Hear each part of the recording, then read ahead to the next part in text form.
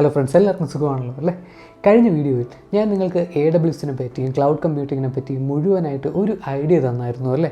എന്താണ് cloud computing, cloud കമ്പ്യൂട്ടിങ്ങിൻ്റെ advantages എന്താണ് AWSൻ്റെ പല പല സർവീസസ് എന്തൊക്കെയാണ്. എന്നിട്ട് നമ്മൾ ഈ ഒരു വീഡിയോയിൽ AWSൻ്റെ പ്രാക്ടിക്കൽ സ്റ്റാർട്ട് ചെയ്യുമെന്ന് പറഞ്ഞായിരുന്നു അല്ലേ? സോ ഇന്നത്തെ വീഡിയോയിൽ നമ്മൾ അത് തന്നെയാണ് ചെയ്യാൻ പോകുന്നത്.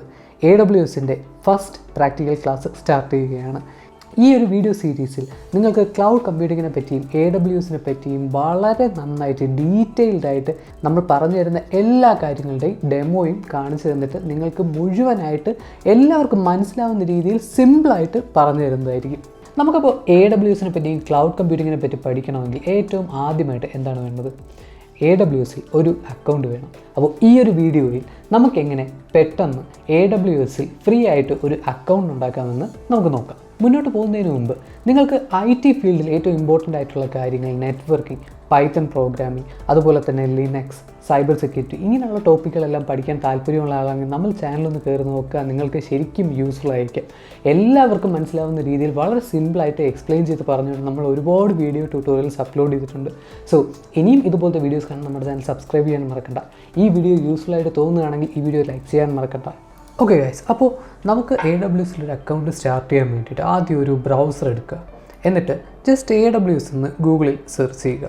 അവിടെ നമുക്ക് ഈ ഒരു ആഡ് അല്ലാതെ തന്നെ താഴെ ആമസോൺ വെബ് സർവീസ് എന്ന് പറഞ്ഞിട്ട് cloud computing services, Amazon web service എന്ന് പറഞ്ഞൊരു ലിങ്ക് വരും. അത് ക്ലിക്ക് ചെയ്യുക. എന്നിട്ട് ഇവിടെ ഗെറ്റ് സ്റ്റാർട്ടഡ് ഫോർ ഫ്രീ എന്ന് പറയുന്നൊരു ബട്ടൺ ഉണ്ടാവും. അത് ക്ലിക്ക് ചെയ്യുക. അപ്പോൾ ഒരു അക്കൗണ്ട് സ്റ്റാർട്ട് ചെയ്യുന്നതിന് മുമ്പ് നമുക്ക് ഏറ്റവും അത്യാവശ്യമായിട്ട് വേണ്ട 3 കാര്യങ്ങളെന്ന് പറയുന്നത്: 1, ഒരു വാലിഡ് ആയിട്ടുള്ള ഒരു യൂസർ ഇമെയിൽ ID. 2, ഒരു വാലിഡ് ആയിട്ടുള്ള ഫോൺ നമ്പർ. 3, ഒരു വാലിഡ് ആയിട്ടുള്ള ക്രെഡിറ്റ് അല്ലെങ്കിൽ ഡെബിറ്റ് കാർഡ്. ഇപ്പോൾ നമ്മളത് പേയ്മെൻറ്റ് ഒന്നും എടുക്കത്തില്ല, എന്നാലും അക്കൗണ്ട് സ്റ്റാർട്ട് ചെയ്യാൻ നേരത്ത് നമുക്ക് ഒരു ക്രെഡിറ്റ് കാർഡ് അല്ലെങ്കിൽ ഡെബിറ്റ് കാർഡ് അത്യാവശ്യമാണ്. ഒരു പേയ്മെൻറ്റ് മെത്തേഡ് നമുക്ക് അത്യാവശ്യമാണ്. സോ ഇവിടെ കാണുന്ന ഈ ഒരു ബട്ടൺ ഉണ്ടല്ലോ, ക്രിയേറ്റ് എ ഫ്രീ അക്കൗണ്ട്, അത് ക്ലിക്ക് ചെയ്യുക. ഇനി ഇവിടെ നമ്മളൊരു ഇമെയിൽ അഡ്രസ്സ് വെച്ചിട്ട് ഒരു അക്കൗണ്ട് സ്റ്റാർട്ട് ചെയ്യാൻ പോവുകയാണ്. ഒരു AWS അക്കൗണ്ട് സ്റ്റാർട്ട് ചെയ്യാൻ പോവുകയാണ്. ഈ ഒരു അക്കൗണ്ടിനെ റൂട്ട് യൂസർ ഇമെയിൽ അഡ്രസ്സ് എന്ന് പറയുന്നു. ഓൾറൈറ്റ്, ഈ റൂട്ട് യൂസർ ഇമെയിലിന് ഈ ഒരു അക്കൗണ്ടിനകത്ത് എന്ത് കാര്യം ചെയ്യാൻ വേണ്ടിയിട്ടുള്ള പെർമിഷനും ഉണ്ടാവും. ഒരു ലിമിറ്റേഷനും ഇല്ല. എല്ലാ കാര്യങ്ങളും ഈ ഒരു അക്കൗണ്ടിനകത്ത് ഈ ഒരു യൂസർ ഇമെയിൽ വെച്ചിട്ട് ചെയ്യാൻ പറ്റും. ഇതിനെപ്പറ്റി ഡീറ്റെയിൽഡ് ആയിട്ട് നമ്മൾ പെർമിഷൻസ് ആൻഡ് പ്രിവിലേജസിനെ പറ്റി പറയുന്ന സമയത്ത് നമുക്ക് നോക്കാം. ഓക്കെ, തൽക്കാലം ഞാനിവിടെ ഒരു ഇമെയിൽ അഡ്രസ്സ് കൊടുക്കുകയാണ്, @gmail.com. ഓൾറൈറ്റ്, ഇനി അക്കൗണ്ടിന് ഒരു പേര് കൊടുക്കുകയാണ്. ഓക്കെ, ഞാൻ തൽക്കാലത്തേക്ക് റൂട്ട് സെറ്റ് എന്ന് കൊടുക്കുകയാണ്. എന്നിട്ട് വെരിഫൈ ഇമെയിൽ അഡ്രസ്സ് ക്ലിക്ക് ചെയ്യുക. വെരിഫൈ ഇമെയിൽ അഡ്രസ്സ് ക്ലിക്ക് ചെയ്യുന്ന സമയത്ത് നമ്മൾ കൊടുത്ത ഇമെയിൽ അഡ്രസ്സിലേക്ക് ഒരു വെരിഫിക്കേഷൻ കോഡ് പോകും. ഞാനിപ്പോൾ ആ വെരിഫിക്കേഷൻ കോഡ് കൊടുക്കാൻ പോവുകയാണ്. ഓക്കെ, എന്നിട്ട് വെരിഫൈ ക്ലിക്ക് ചെയ്യുക. എന്നിട്ട് റൂട്ട് യൂസർ പാസ്വേഡ് കൊടുക്കുക.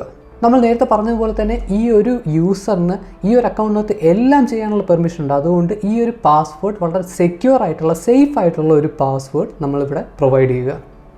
ഓക്കെ, ഞാനിവിടെ ഒരു പാസ്വേഡ് കൊടുക്കുകയാണ്. എന്നിട്ട് കണ്ടിന്യൂ. ഇവിടെ നമ്മൾ നമ്മുടെ പേഴ്സണൽ ഡീറ്റെയിൽസ് കൊടുക്കുക. നമ്മളിപ്പോൾ പഠിക്കാൻ വേണ്ടിയിട്ടാണ് അല്ലെങ്കിൽ നമ്മുടെ പേഴ്സണൽ യൂസിന് വേണ്ടിയിട്ടാണെങ്കിൽ പേഴ്സണൽ സെലക്ട് ചെയ്യുക.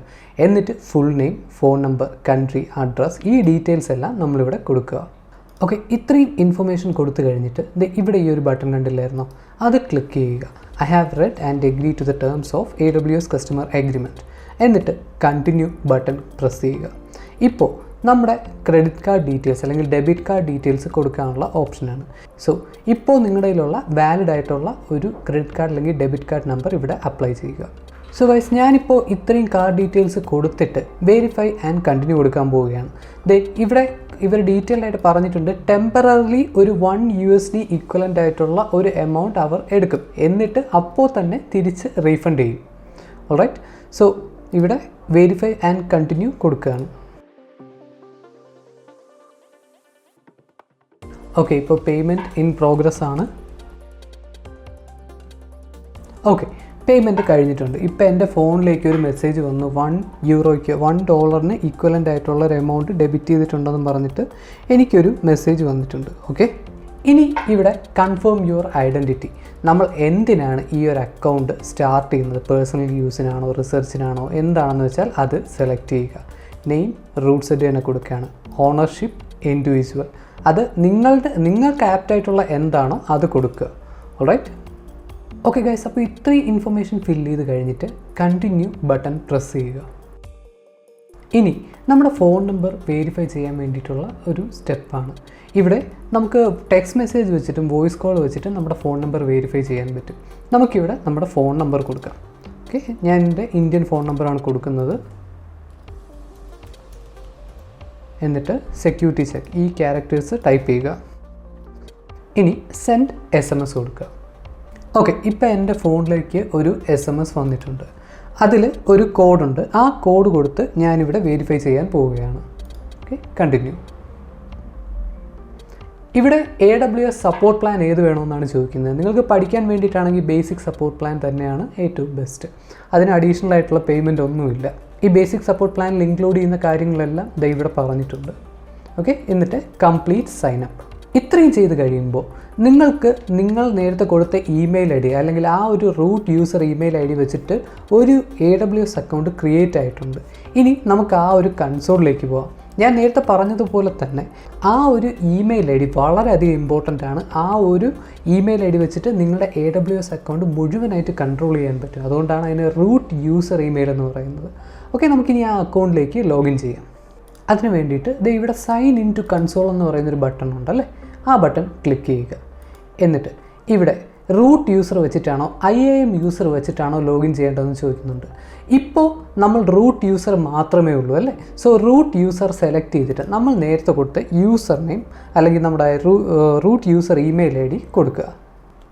ഓക്കെ, എന്നിട്ട് നെക്സ്റ്റ് ബട്ടൺ ക്ലിക്ക് ചെയ്യുക. ഇത്രയും ചെയ്ത് കഴിയുമ്പോഴത്തേക്കും നമ്മുടെ റൂട്ട് യൂസർ വെച്ചിട്ട് നമ്മുടെ അക്കൗണ്ടിലേക്ക് ലോഗിൻ ചെയ്യാൻ പറ്റും. ഇപ്പോൾ ഇവിടെ കാണുന്ന ഈ ഒരു ലാംഗ്വേജ് നോക്കണ്ട, കാരണം ഞാനിപ്പോൾ സ്പെയിനിൽ നിന്നായതുകൊണ്ട് സ്പാനിഷ് ലാംഗ്വേജിലാണ് ഇപ്പോൾ എല്ലാം കാണിക്കുന്നത്. നമുക്കിത് ഇംഗ്ലീഷിലേക്ക് മാറ്റാം. ലാംഗ്വേജ് മാറ്റാനായിട്ട് നമുക്ക് ഇവിടെ ഒരു ഗിയർ ഐക്കൺ കണ്ടില്ലായിരുന്നോ, ഇവിടെ ഇഡിയോമ സെലക്ട് ചെയ്യുക. എന്നിട്ട് ഇംഗ്ലീഷ് US. ഓൾറൈറ്റ്, ഇപ്പോൾ നമ്മുടെ AWS കൺസോൾ മുഴുവനായിട്ട് ഇംഗ്ലീഷിലായിട്ടുണ്ട് അല്ലേ. ഇത്രയേ ഉള്ളൂ, വളരെ സിമ്പിളായിരുന്നു അല്ലേ. ഇവിടെ നമ്മൾ മറന്നു വെക്കൂടാത്ത ഒരു കാര്യമുണ്ട്, ഒരു അത്യാവശ്യ കാര്യമുണ്ട്. നമ്മൾ ഈ അക്കൗണ്ട് ഉണ്ടാക്കിയ email ID root user email എന്ന് പറയുന്നു. ഈ ഒരു ഇമെയിൽ IDക്ക് നമ്മുടെ അക്കൗണ്ടിൽ എന്ത് ചെയ്യാനും വേണ്ടിയിട്ടുള്ള പെർമിഷൻ ഉണ്ട്. സോ നമ്മൾ ഈ ഒരു അക്കൗണ്ട് ഉണ്ടാക്കി കഴിഞ്ഞിട്ട് ഏറ്റവും ആദ്യം ചെയ്യേണ്ട കാര്യം എന്ന് പറയുന്നത് മൾട്ടി ഫാക്ടർ ഓതൻറ്റിക്കേഷൻ എനേബിൾ ചെയ്യുക. അത് ഏറ്റവും അത്യാവശ്യമായിട്ട് ചെയ്തിരിക്കേണ്ട കാര്യമാണ്.